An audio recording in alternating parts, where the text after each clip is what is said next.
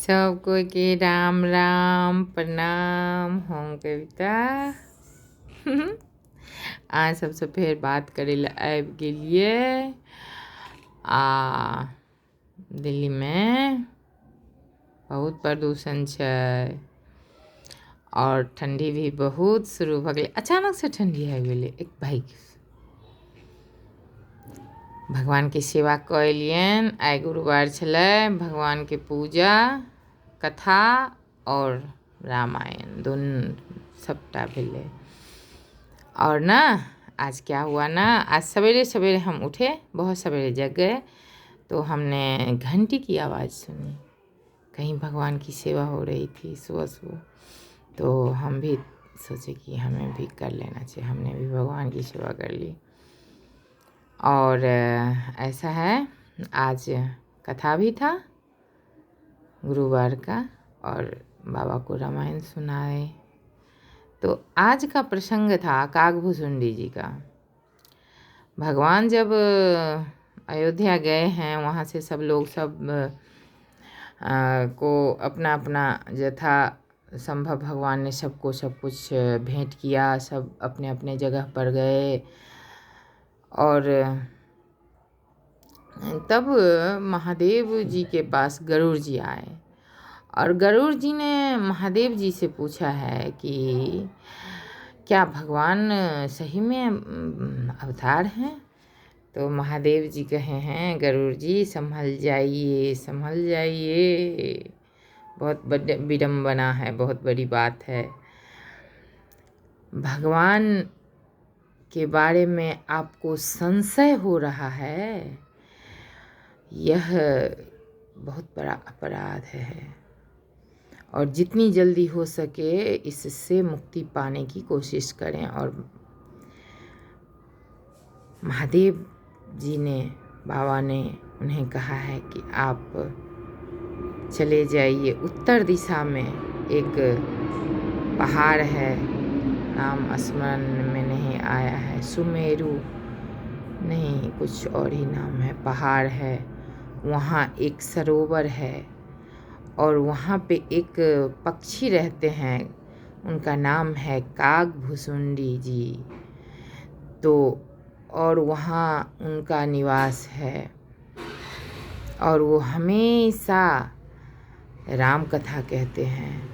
और उस सरोवर के आसपास की जो वातावरण है, उस सरोवर के आसपास की जो प्रकृति है, जो हवा है, जो पानी है, जो जल है, जो पेड़ पौधे हैं, जो पक्षी हैं, परिंदे हैं, वे सब उनकी कथा सुनते हैं।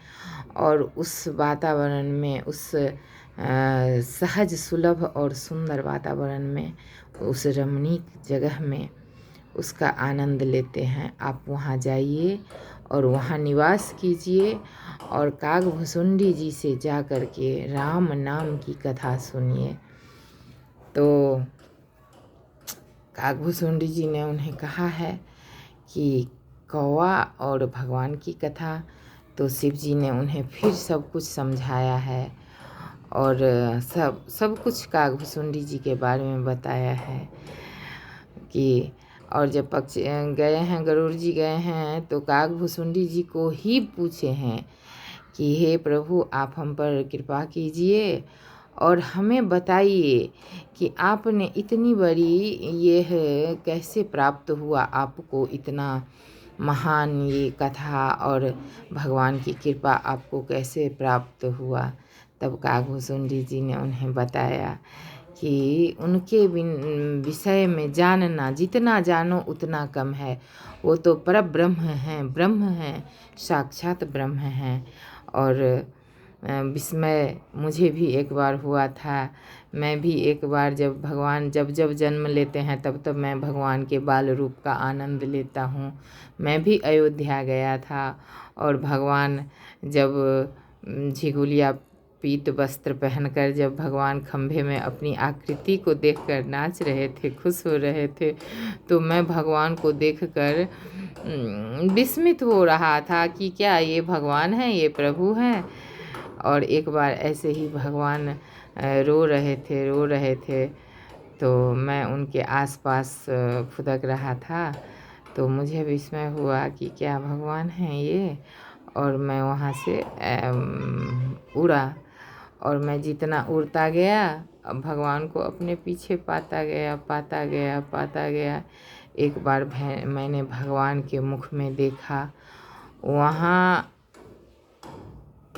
सत्य क्या स्मरण में नहीं आ रहा है, कितनी सृष्टि, कितनी पृथ्वी थी पता नहीं। मैं हर जगह हर लोक पर 100 वर्ष बिताया, फिर भी मैं पार नहीं पा सका भगवान का। इसलिए हे गरुड़ जी, आप विस्मय को त्याग कर भगवान को ही भजिए।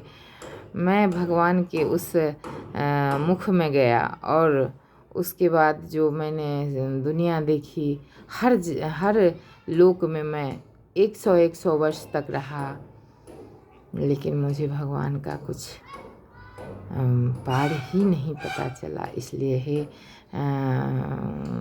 गरुड़ जी, वो तो अनंत अगोचर अज आनंद अनंत अगोचर हैं, उनकी पार पाना बहुत असंभव है। इसलिए सब कुछ को, मोह को त्याग कर आप सिर्फ उनकी स्मरण करें, उनकी सेवा करें, यही। और वहाँ पर गरुड़ जी को मोह भंग हुआ है, और उन्होंने कागभुसुंडी जी से, क्योंकि गरुड़ जी को भी ये हो गया था कि मैं तो गरुड़ हूँ, भगवान का वाहन हूँ, तो मैं कौवा को क्यों रिस्पेक्ट करूँ। लेकिन कौवा के द्वारा ही उन्हें ज्ञान की प्राप्ति हुई है, और वो उनका मोह भंग हुआ है। आज ये प्रसंग था, आप लोग को सुनाए, और बाबा को भी सुनाए हैं, बाबा को ही सुनाए हैं। और हमको अब इतना स्मरण नहीं रहता, कथा पढ़ते हैं पर स्मरण में नहीं रहता, अधिक विस्मृत हो जाती है। स्थिति कुछ इस प्रकार की बनती जा रही है कि स्मृति कम रहती है, विस्मृति हो जाती है। इसलिए आप लोग को जो हमें स्मरण में था वो सुनाया। राधे राधे, श्री राधे राधे, श्री राधे। दिल्ली में बहुत आनंद है प्रदूषण से। भगवान ने प्रदूषण को आज्ञा दिए हैं कि दिल्ली में निवास कीजिए, और ठंड भी दिल्ली में आए हैं अधिक। अचानक से बहुत सर्दी हो गई है दिल्ली में, और सर्दी के आनंद के साथ हम लोग दिल्ली में निवास कर रहे हैं। राधे राधे।